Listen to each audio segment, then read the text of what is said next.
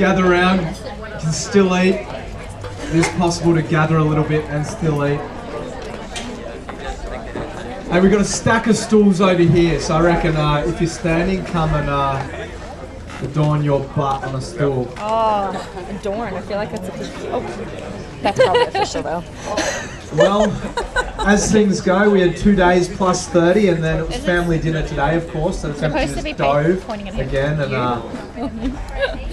that was awesome. Well, hey, we're gonna do a few things tonight. First of all, welcome family dinner. Good to have you here.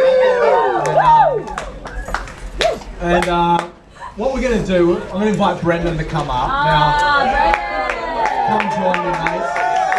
Now,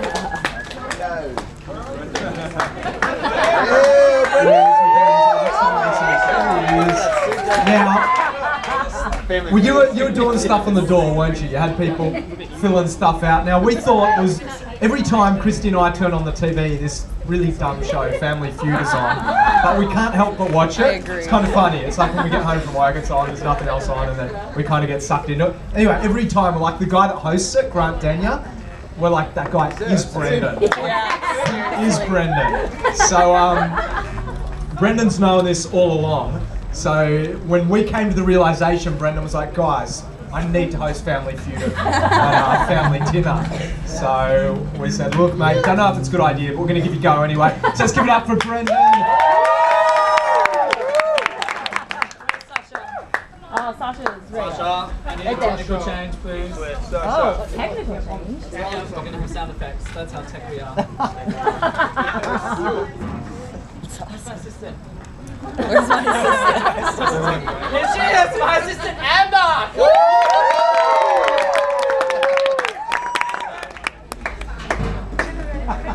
Amber.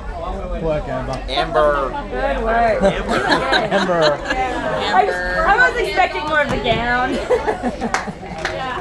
I was expecting like the Price is Right type of system. Alright, so we're going to have a little bit of fun. And to start off with, we just want to welcome you all to Frontline Family Dinner!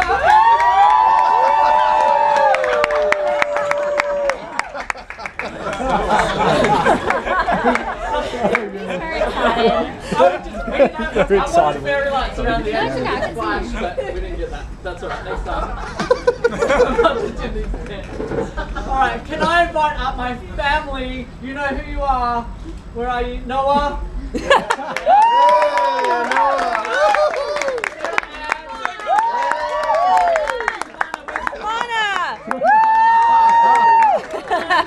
Definitely related. Definitely related.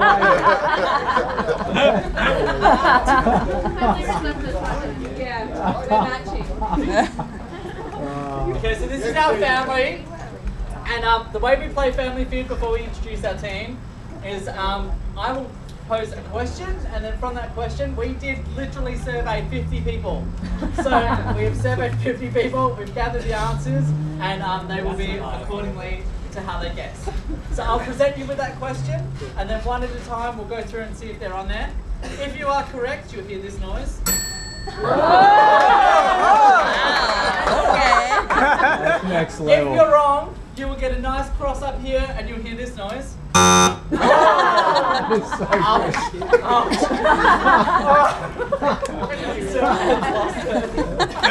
So because we're short for time, we're just going to run through this and play it and really enjoy it. So let's go. If there is a prize, that's right. That's so much. I love it. iPhone 6, it's the best thing ever. Talk to me after. Alright, now, Tamana, we're going to go first with you, mate.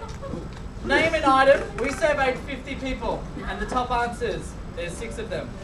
Name an item used to save seats at Hillsong. Scarves. Oh. The survey says...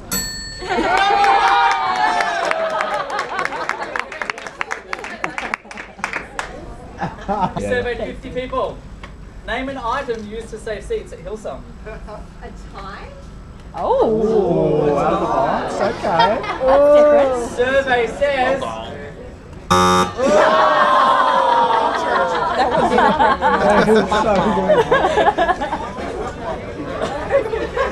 are you ready, Noah? We've had one win and one loss. It's up to you. Alright, we surveyed 50 people. Name an item used to save seats at Hillsong. I don't know about everyone else, but I tend to use my Bible. Is that your final answer, Noah? Are you sure? It's holy. Alright. Survey says... Number 2. Jesus is the answer. Let's see if we can get 2 in a row. Alright. Tamana? Yep. You ready? Ready. We surveyed 50 people. Name an item used to save seats at Hillsong. Hat. Oh, is that your final answer? Did you say cat? You said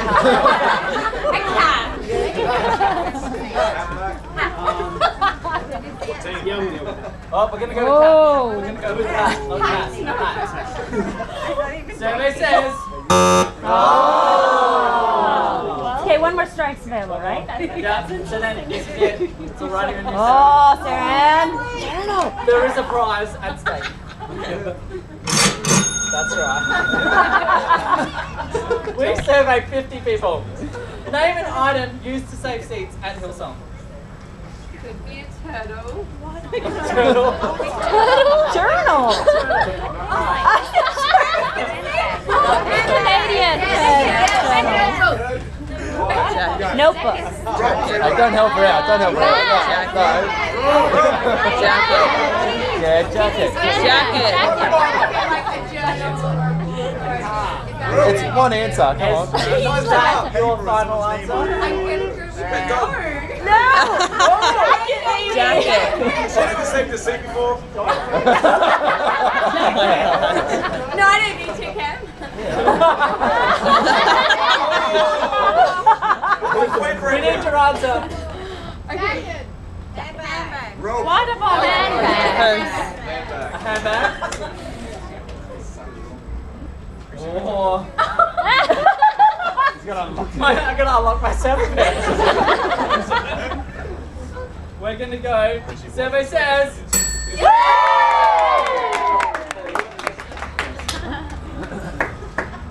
Oh, nice. Purse is 3. All right, come on. 3rd. And that was No. 5. Oh. 5 people. Massive jump. All right, we're going in order here. Samantha, can you guess the next one? Name an item. Noah.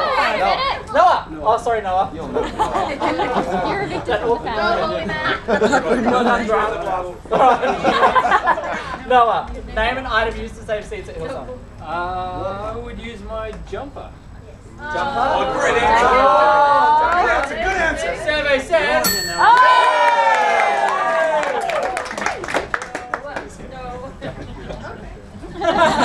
Okay. Lost in translation. Alright, here we go. Are you ready? Getting close. Name an item used to save seats at Hillsong.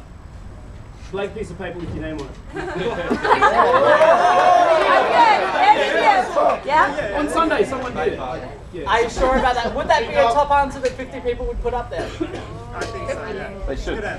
Someone in that 50, would they put that up there? Yeah. Oh. I'm going with it. Alright. Your survey says. Give him one more time. Right. Combined answer. Combined answer. Alright, team. Okay, you seem to be. These are low scores. You can get it. Name an item used to save seats at Hillsong. How trustworthy is your road?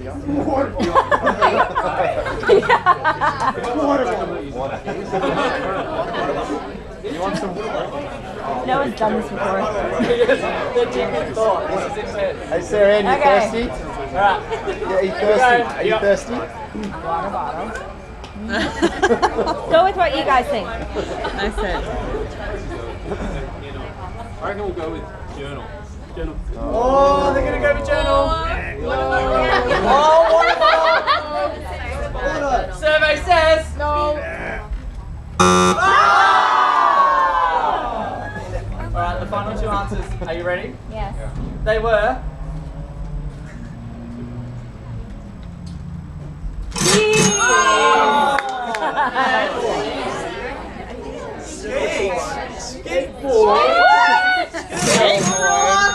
last 50 people. I could say if I was in wildlife.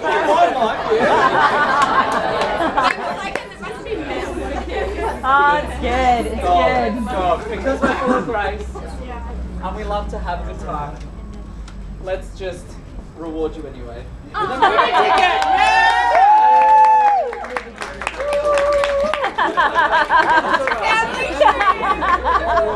Family trip to the movies.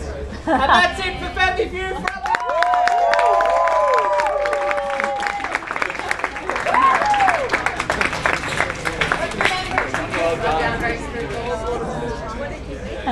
Well done, Brendan. That was awesome, dude. That was fun. Let's give it up for Brendan.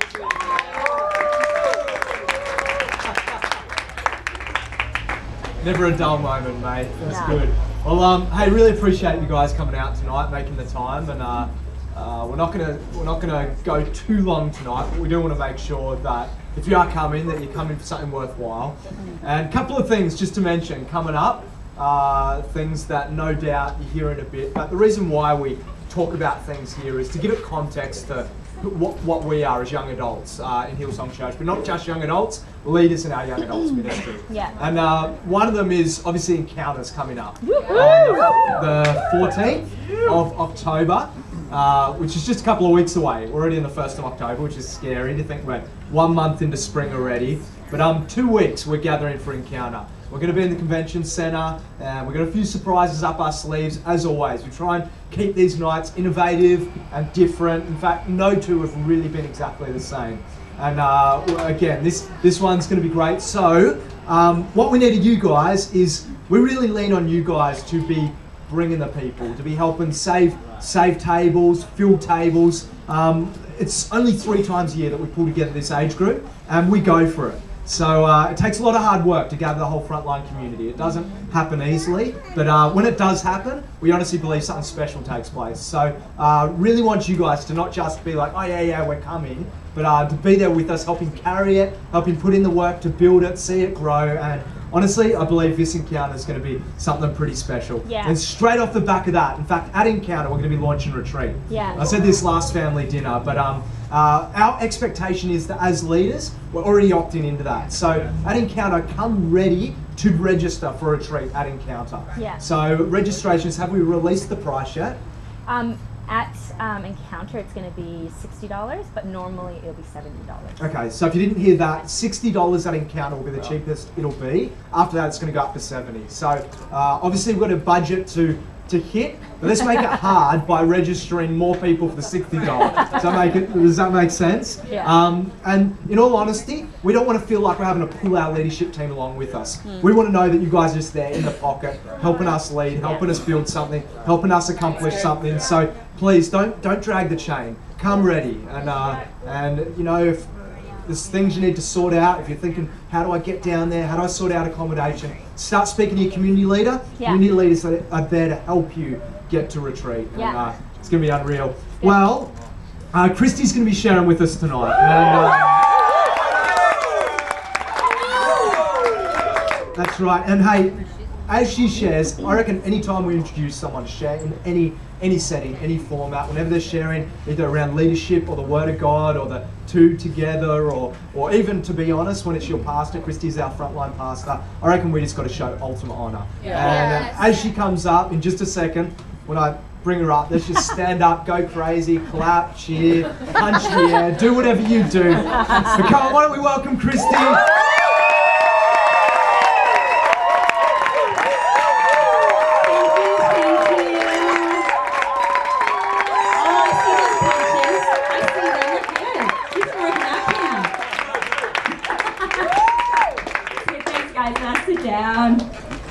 Oh, it's good. You guys enjoy Family Feud? Yes. Good job, Brendan. I'm really impressed. That was fun. Yeah. I think he's right there. Such a good time. I always like having a good laugh, and I like it when somebody's crazier than me, so it's more fun when he does it.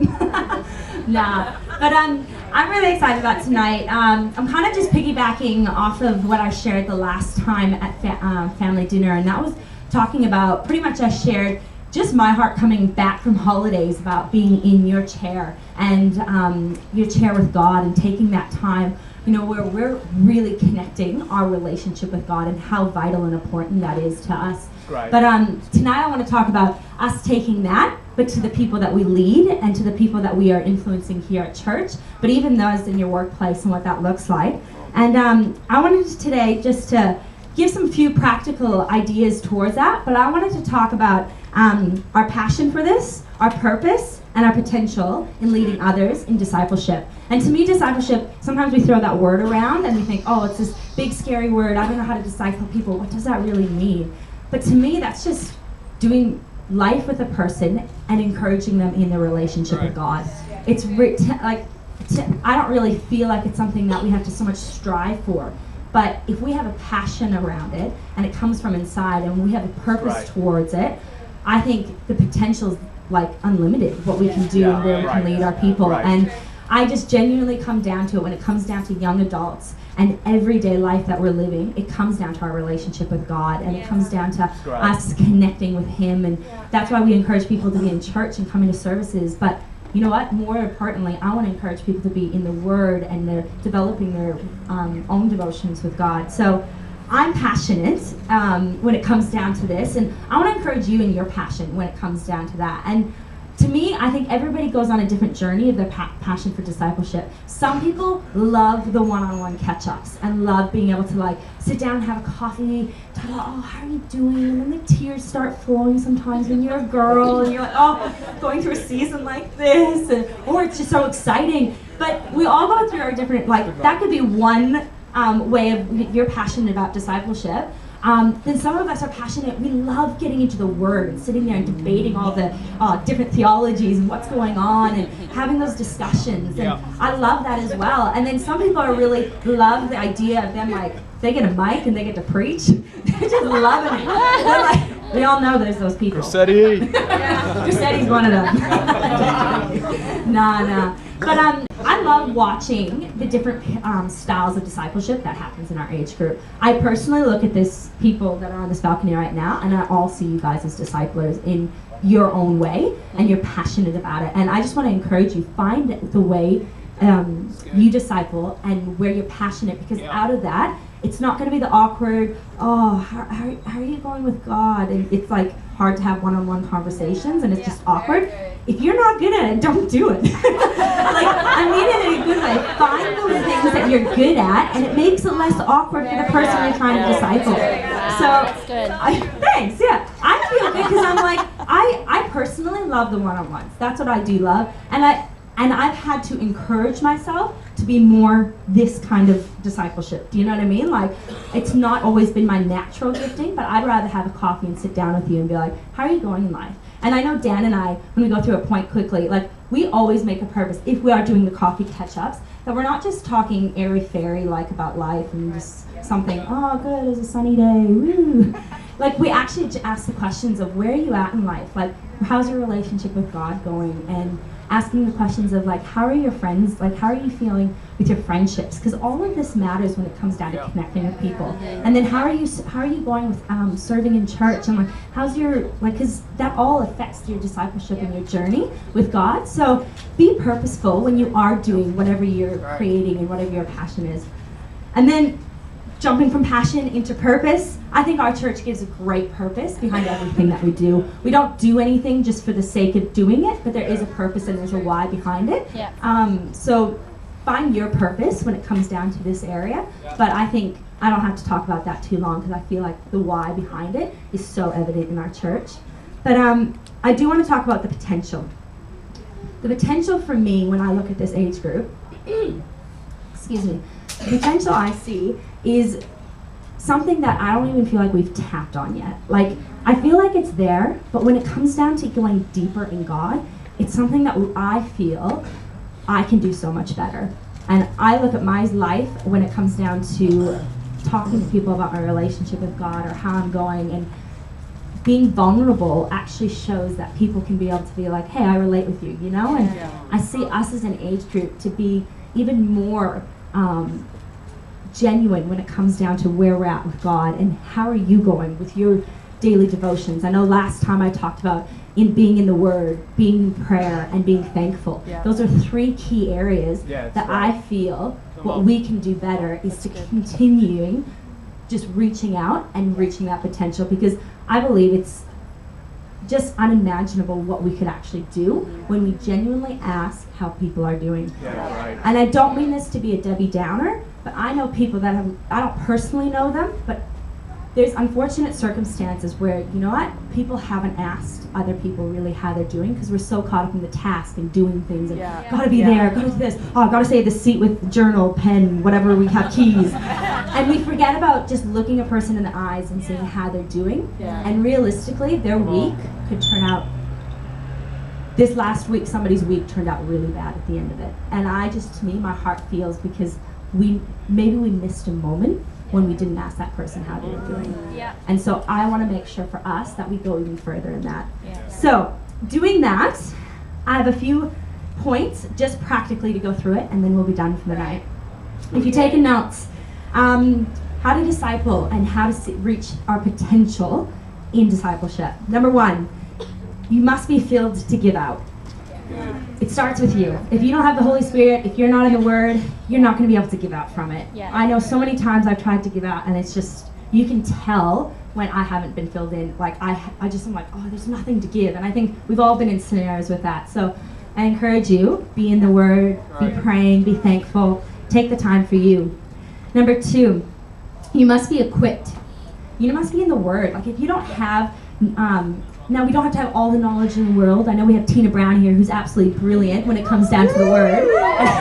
And I think I'm like, well, I'm probably not as smart as her, but I know I need to equip myself to be able to help somebody else. So when it looks to Bible college, or if it looks to different training and classes that we're doing, or different ways of growing in our leadership, or I don't know what it looks like, be equipped. Don't feel like you just have to settle back and just be like, I'll be good. Be the best you. Be excellent in it. Number 3, don't overcomplicate it.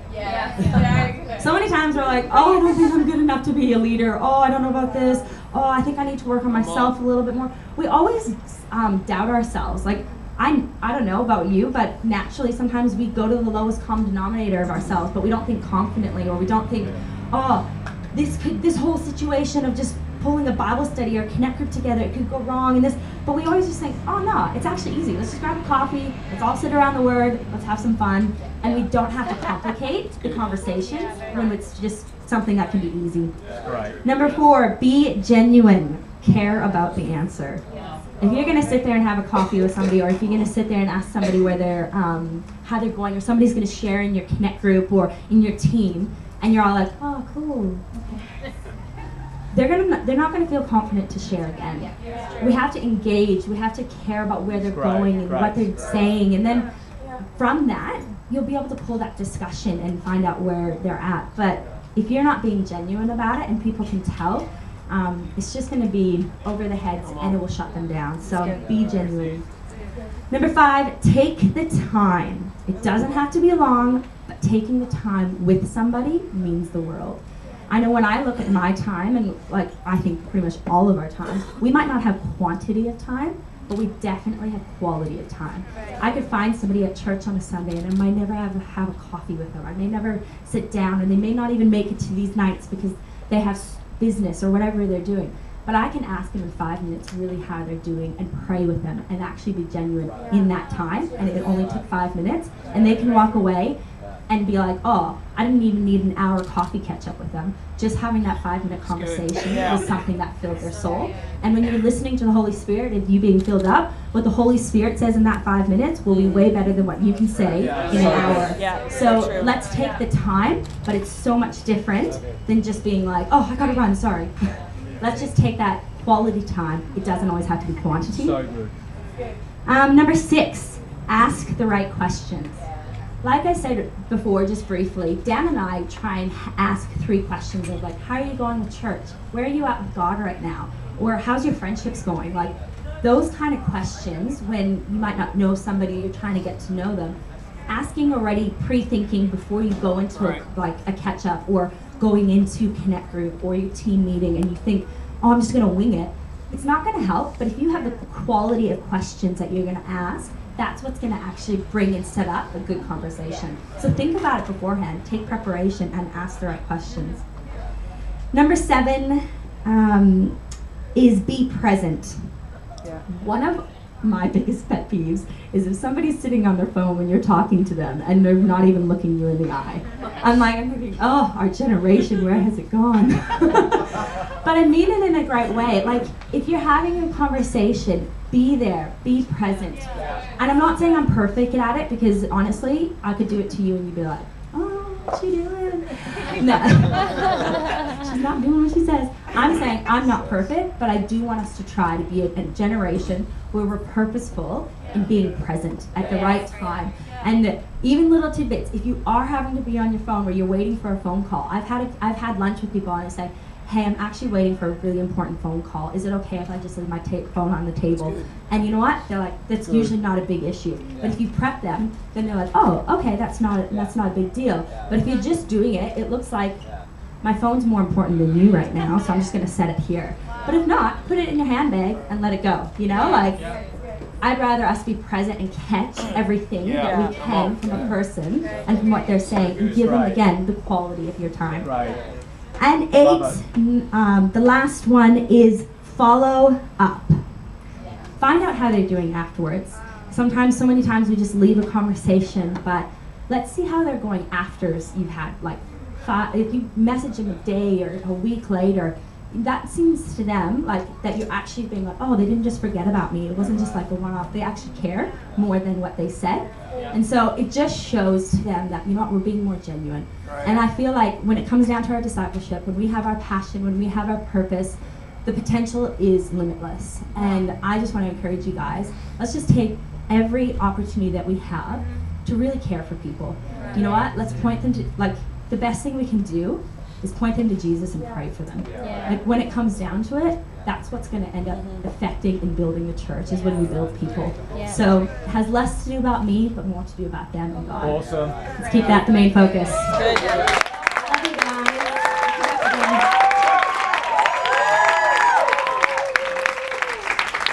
Well done, babe. That was awesome.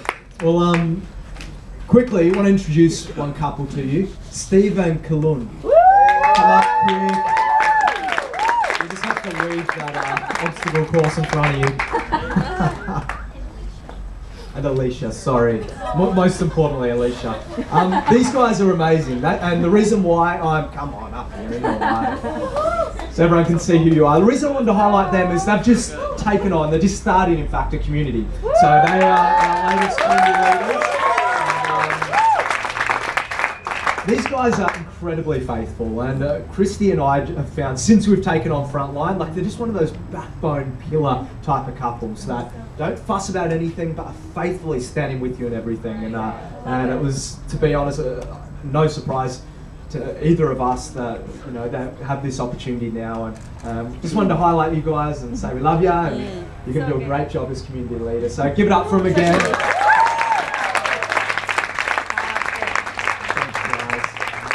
And before we get going, one other thing I wanted to highlight is something we're endeavouring to do across the young adults is Christy, who's obviously the Frontline pastor, and Harrison Little, who's obviously the Powerhouse pastor. I've just been talking a lot lately about in a few different things uniting Frontline and Powerhouse as young adults under the banner of young adults. So you're going to see that language around a lot more. I mean, to be honest, you kind of say to a guy who's 32 who's, you know, been in business for the last 12 years that, hey man, come join this group that's got a cool name. You know, like, sometimes it's just, that can be a bit weird. So we're just trying to, it's something we're doing. We're kind of not exactly sure what it's going to look, how it's going to look yet, but you'll just hear in the language, you know, even as leaders, young adults, Hillsong young adults. One of the initiatives we're doing as part of that is once a month. So whenever family dinner is on, off the back of family dinner, Frontline, Powerhouse, young adults are going to be combining to focus on pillars of society. So we're calling these showcase nights, and we're starting tonight. So a lot of people here would already know about this, but the idea of these nights is to, first of all, highlight some great people in the young adult community that are really kicking goals in their particular pillar or their field. So tonight we're highlighting a business owner, we're highlighting a sportsman, we're highlighting a young guy who works in the corporate world who's just got a promotion, and we're highlighting an awesome mum as well, like just championing a mum who also is involved in business. And the second part of that is their mentorship group. So it's round table, young adults sit with a mentor. So the mentors are older adults that have done the journey in their particular field. So at the moment we're finding business is kind of the biggest branch, but I think all the different pillars of society have equally as much to contribute. So we're going to be touching into that a bit more. And the reason why I'm saying it to you guys is I'm sure there's people in your world that may be interested in that. And if they are, it's always just open to whosoever. And again, speak to your community leader if you ever need more information. But these are really going to be fantastic. So you'll hear a little bit more of that at showcase nights. But yeah, love you guys. Thanks for coming tonight. Really appreciate you. Let's have a great week, and we'll see you Sunday Visits Friday this week. So we'll see you. Thanks, guys.